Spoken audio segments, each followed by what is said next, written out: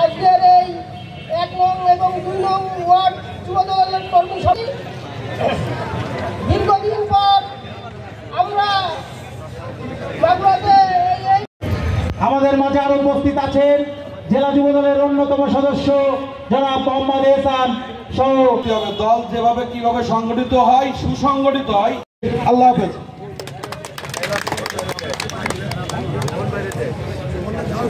ভাই, এই পর্যায়ে আপনাদের মাঝে বক্তব্য নিয়ে আসছেন সাবেক আহ্বায়ক সামিল ছিলেন। আমরা কিন্তু তাদেরকে চিনি, আমরা তাদেরকে ভুলি নাই। একটি কথা না বললে নয়, বিগত দিনের যে ইতিহাসগুলা, আমি রিসেন্ট কিছুদিন আগে একটি দুর্ঘটনায় আমি দীর্ঘদিন ঢাকা মেডিকেলে ছিলাম, হাতে হ্যান্ডকাপ পরা অবস্থায়। সে অবস্থায় মেজর জলিলের একটি বই পড়ে আমার চোখ থেকে পানি গড়গড় করে পড়ে যাচ্ছিল। কিন্তু আমার শিক্ষা হয়েছে, যারা স্বাধীনতা অর্জন করে তারা ভক্ষণ করতে পারে না। প্রিয় বন্ধুগণ, আফসোস নাই, কারণ আমরা অর্জন করে দিয়েছি, ভক্ষণ আমাদের ভবিষ্যৎ প্রজন্ম করবে।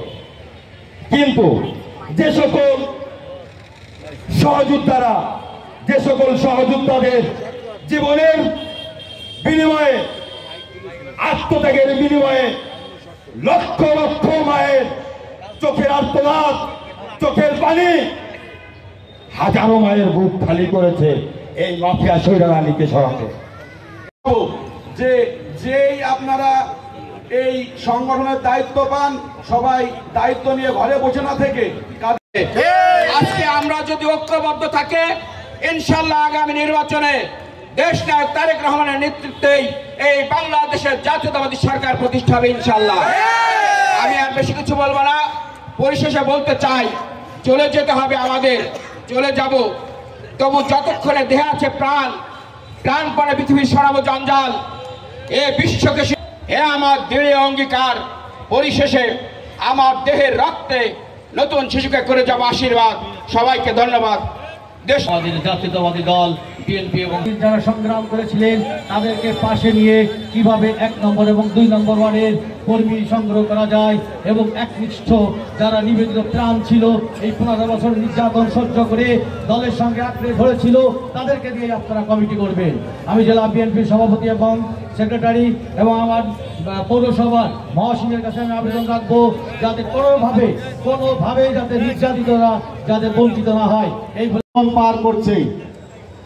আজকে আমরা সেই খুনি হাসিনা দেশ থেকে পালান করার পরে আগামী জাতীয় সংসদ নির্বাচনে আমরা যদি বিএনপিকে তথা জাতীয়তাবাদী দলের যে প্রার্থী থাকবে, সেই প্রার্থীকে যদি আমরা মাগুরা ১ আসন থেকে মাগুরা ২ করে বুকের তাজা রক্ত দিয়েছে যে সমস্ত নেতৃবৃন্দ সেদিন রাজপথে বুকের সাহস নিয়ে রাজপথে এসে মৃত্যুবরণ করেছে, আত্মহতি দিয়েছে, তাদের রুহের মাগফিরাত কামনা করে আমি একটি কথা বলে আমি আমার বক্তব্য শেষ করব। দীর্ঘায়িত না করে আপনাদেরকে মনে রাখতে হবে, আমাদের প্রিয় নেতা জনাব তারেক রহমান বিভিন্ন সময় অনলাইনে অনেক রকম বক্তব্য দিচ্ছে, আপনারা নিশ্চয়ই সেই বক্তব্যগুলো শুনছেন।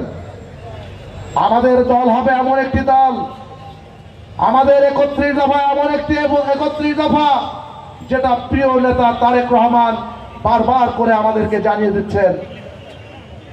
একদম ক্লিন ইমেজের লোকজন নেতৃত্ব দিবে, ক্লিন ইমেজের মানুষরা ভোটের মাধ্যমে নির্বাচিত হয়ে আজকে দেখেন বিভিন্ন জায়গায় নেতৃত্ব দেওয়া শুরু করেছে। আমাদের প্রিয় নেতা জনাব তারেক রহমান সাহেবের নির্দেশ, একটি সুশৃঙ্খল, শান্তিপূর্ণ, দেশপ্রেমিক ছাত্র জনতা মধ্য থেকে বাছাই করে যুব দলের নেতৃত্ব সৃষ্টি করতে হবে। আমরা ঠিক সেই কাজটি আগামী দিনে করব ইনশাল্লাহ।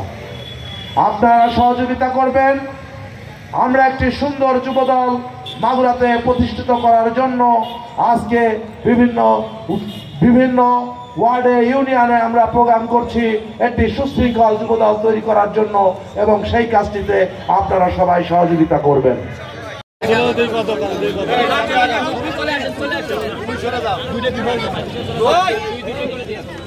হ্যাঁ তাকান একটু। এইগুলো ফটোগ্রাফি করে আমাদের কর্মীদেরকে পূরণ করবা। আগাও না, তোমরা আগাও না ভাই। এই ভাই ভাই এই জীবন ভাই তাকাও। উল্টো হয়ে গেল, উল্টো হয়ে গেল।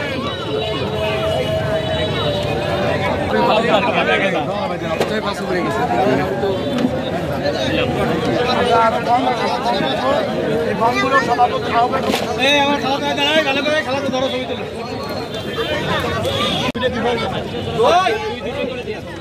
হ্যাঁ তাকান একটু। এইগুলো ফটোগ্রাফি করে আমাদের কর্মীদেরকে পূরণ করবা। আগাও না, তোমরা আগাও না ভাই। এই ভাই ভাই এই জীবন ভাই তাকাও। উল্টো হয়ে গেল, উল্টো হয়ে গেল।